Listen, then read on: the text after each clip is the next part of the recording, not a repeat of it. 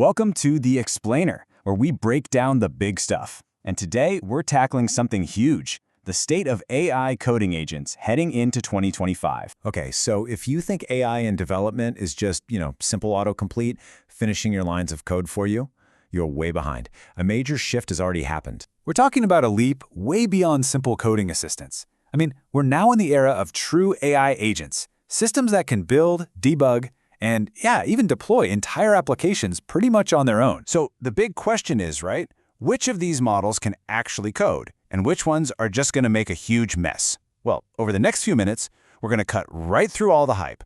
We'll show you who's really winning this AI coding race, and more importantly, how you can actually use these powerful tools. All right, let's get into it. Okay, first things first. What exactly is an AI agent? And why is everyone saying it's such a massive game changer for developers? All right, so the key word here is autonomy.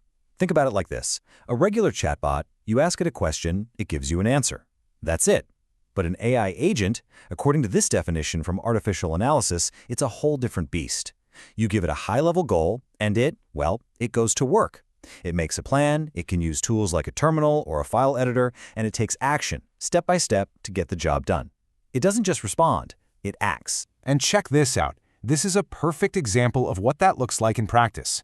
On the left, you've got a simple prompt from a user. On the right, a fully working, playable Flappy Bird game.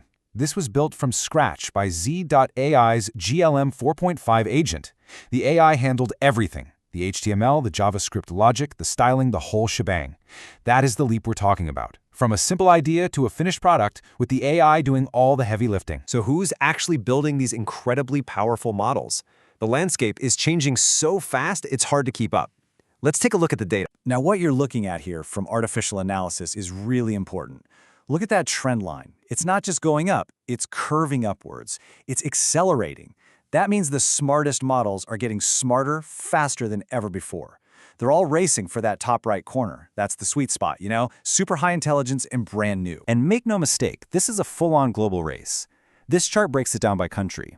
The frontier is just packed. You've got the big US labs, OpenAI, Google, Anthropic, and right there with them are labs from China like ZAI and DeepSeek. It's this intense competition that's just pouring fuel on the fire, pushing what's possible forward at a crazy pace. But, being the smartest isn't everything, right? Especially when you have to pay the bills. Cost is absolutely crucial. And this table, it tells a fascinating story.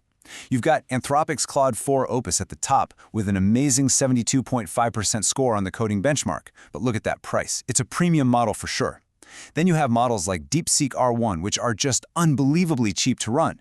And right in the middle, you have open source powerhouses like Z.AI's GLM 4.5, which gives you this amazing balance of high performance and, it's free.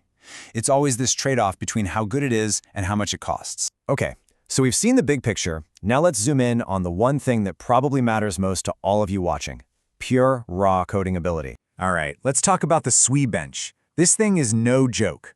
It's not some easy abstract test. It makes the AI try to solve real issues from popular GitHub projects. It's tough. And you can see here, Anthropic's Claude 4 Opus is the clear leader, solving a whopping 72.5% of the problems. That's impressive.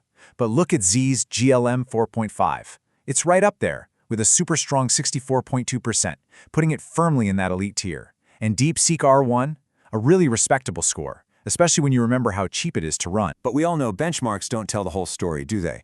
The real test is what happens when you're actually trying to build something. So on Hacker News, one developer shared some fantastic insights from their own work. They found that Claude is amazing at big picture stuff, reasoning across an entire code base with lots of files. But GLM 4.5, they called it more honest. And what they meant was, it doesn't try to cheat. It won't just change a broken test to make it pass. It actually tries to fix the real bug. That's a huge deal. And that real-world difference can be absolutely dramatic. Get this, another developer on Hacker News said they were banging their head against the wall all day, stuck on this nasty compiler bug with one model. Couldn't figure it out. So they switched over to GLM 4.5, and it spotted the root cause almost immediately. It's like sometimes you just need a different set of eyes on a problem, even if those eyes are made of silicon. So, okay, that's what the experts and the benchmarks say. But what does it actually look like day to day?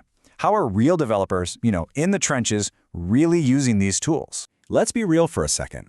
Using these AIs isn't always this magical, perfect experience you see in the demos. If you head over to places like Reddit, you'll find developers talking very openly about the good, the bad, and, well, the just plain practical reality of it all. So on the good side, you've got tons of developers, especially freelancers, who see it as a massive productivity hack. They're using it to just get rid of the boring grunt work, right? Generating all that boilerplate code, writing unit tests, things that take time but aren't the core problem.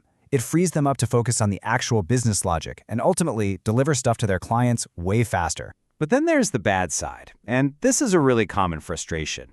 One user put it perfectly. Sometimes the AI just spits out this slop code.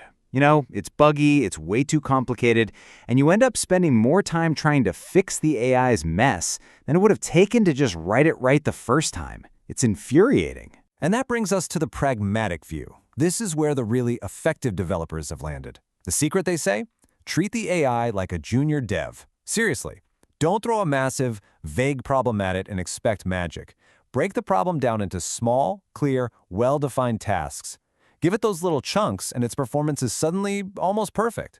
It's all about knowing its limits and using it smart. And if you look at the data from all these developer discussions, you see a really clear pattern.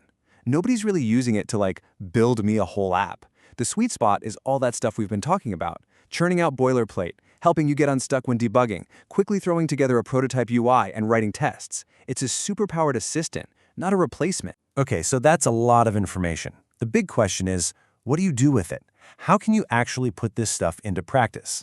Well, here is a clear, actionable plan you can try out. Here's the most important takeaway. Don't look for one single best model for everything. It doesn't exist.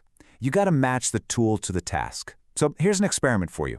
Next time you're stuck on one of those really tricky, annoying bugs, give GLM 4.5 a shot. Remember that story about the compiler bug? It might just see something you don't. Need to prototype a new feature like yesterday? Try a balanced model like Claude 3 Sonnet. It's fast and cheaper than its bigger brother. And if you just need to generate a ton of code and keep your costs way down, Mistral Medium 3 is an absolute workhorse. The point is, try them out. See what actually works for your workflow. And that really brings us to a final, pretty provocative thought. The pace of all this, it's just staggering.